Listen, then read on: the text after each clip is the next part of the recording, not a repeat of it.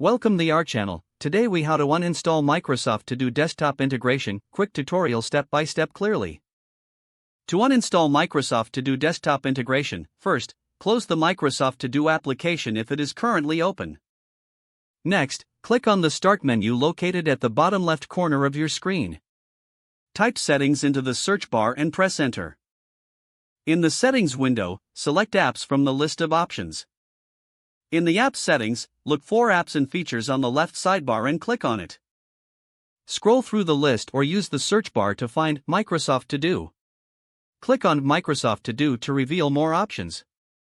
You will see an option labeled Uninstall. Click on it. A confirmation window will appear. Click Uninstall again to confirm your choice.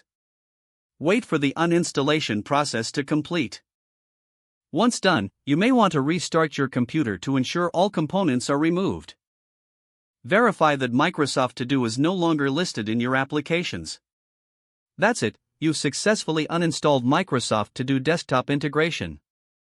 If the page does not load, refresh the browser or try again in a private or incognito window. Make sure you are using the correct email address, then retype it carefully to avoid small typos. If your password is not accepted, use the reset option and create a new strong password you can remember. Check your spam folder for verification or security emails, then complete any requested confirmation steps. Enable two-factor authentication if available to improve account security and reduce unauthorized access risk.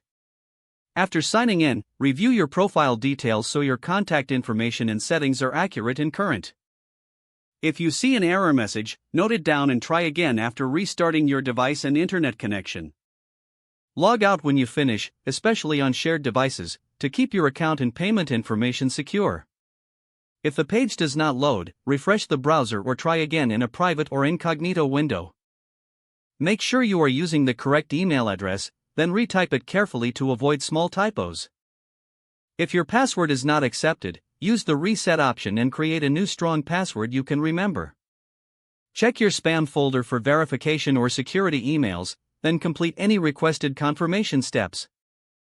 Enable two-factor authentication if available to improve account security and reduce unauthorized access risk. After signing in, review your profile details so your contact information and settings are accurate and current.